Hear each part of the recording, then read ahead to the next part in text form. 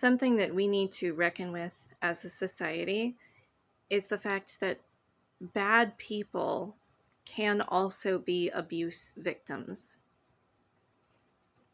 People can do horrible things, and they can also, in the past, present, or future, be abused by other people. This is relevant to what's going on with Usha Vance right now. So there was an article that came out recently saying that Usha Vance is no victim, she's a villain. And that in many ways, she has willingly, knowingly represented this administration. And I think that's fair. I'm not going to argue against that. However, I think we can speculate, allegedly, that Usha Vance may be being emotionally and spiritually abused. And I want to emphasize here an important fact about abuse, and that is that abusers lie, and abusers usually, not always, usually do not abuse their victims in front of other people. And I also want to say, Christian nationalists, which J.D. Vance is a Christian nationalist, are especially known for religious and spiritual abuse. You can look up articles on this subject if you don't believe me. There are commenters on Reddit. There are personal testimonies from tons of people who grew up in Christian nationalist households who have been forever traumatized by the extremist nature of Christian nationalism and by those supremacist views. Even though they may have left those communities, even though they may be getting therapy and haven't seen the people who traumatized them in a long way. I'm not saying other religions can't traumatize people. Any religion, when used for the sake of extremism, can traumatize people. That doesn't mean that every religion or every religious person is bad or abusive. There are some people who use who use their religion for good. There are some religious people who are lovely people, and that includes Christians. So I'm not here to demonize all religious people or to demonize all Christians.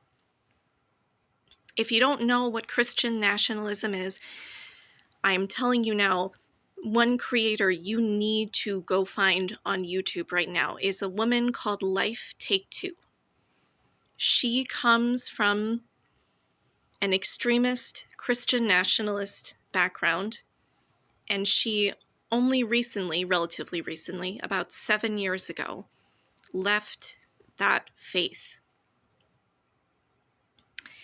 And she talks about all sorts of things going on in the world, politics, religion, and she talks about Christian nationalism. And if you don't know what it is, if you don't understand how dangerous Turning Point USA is, how dangerous people like Charlie Kirk were, how dangerous J.D. Vance is, you need to go watch her videos right now. She is incredible. She should be winning all of the awards for content creation, in my opinion. And again, her username is Life Take Two on YouTube. So, back to what I was saying. Usha Vance, we can hold space for the fact that she is complicit in crimes against humanity. She is absolutely complicit, while also realizing that she's almost certainly being mistreated behind the scenes. We've already seen that image of J.D. Vance yelling at her in public. He just publicly humiliated her by saying, "I wish she would convert." And by the way, I've been doing more reading into this, and Usha Vance has said more than once that she has no intention of ever converting.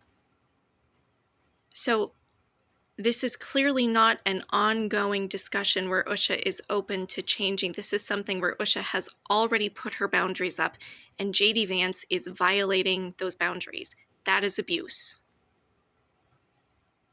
So this cannot just be an oopsie, an accident that J.D. Vance is making. I still think he should apologize, but this is not simply an accidental slip of the tongue. This is not something that is being respectfully done. There are respectful ways to ask a potential partner if they would ever consider converting. This is not the way to do it. This is not the way to do it respectfully. This is emotional and spiritual abuse. And if you don't know what spiritual abuse is, this is not a term I'm just making up. National abuse hotlines, organizations that teach about abuse and that advocate for abuse survivors have articles about this online, so please go ahead and read it. And one of the signs of spiritual abuse is manipulation, humiliation, in order to try to get someone to convert. It's not always forced. Sometimes it's subtle. Sometimes it's sneaky deaky. Sometimes the abuser doesn't want you to think that they're trying to force you. Maybe they even believe that they don't want to force you, but they're still crossing boundaries. They're still disrespecting you at every turn.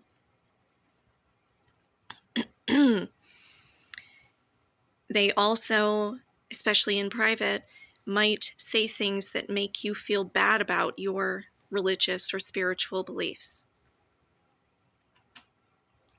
And they probably don't apologize, or even if they do apologize, they just say the same things or similar things over and over again in ways that humiliate you, that hurt your feelings. Even when you tell them, stop, please don't say those things, they keep crossing boundaries, and that is abuse. That is spiritual and emotional abuse. Look it up. Don't take my word for it. Educate yourselves.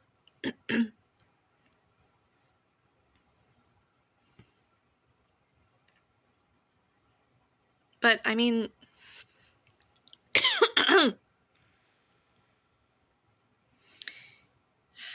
if you've known any people like J.D. Vance, which I come from rural Ohio, so I've met plenty of people like J.D. Vance. J.D. Vance is also from Ohio.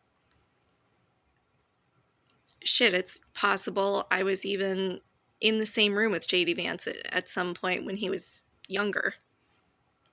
I don't know. It's a small fucking world. While I myself was never fully indoctrinated into a Christian nationalist extremist community, I did go to Christian school. It was a school that is now closed in Warren, Ohio. And there were a lot of people at that school who absolutely would qualify as Christian nationalists. To give you the basics of what a Christian nationalist is, they believe that all other religions are demonic, that any gods other people claim to worship are demons. They believe that whatever their specific version of Christianity is, that is the correct version of Christianity, and that probably several other groups, such as Catholics and Mormons, they're going to hell, Jews are going to hell, Muslims, atheists, everybody except their specific sect. And they want to run everything, the government, schools, TV. Anyway, I'm running out of time, so I gotta say bye. That's all for today. Have a good one. Bye.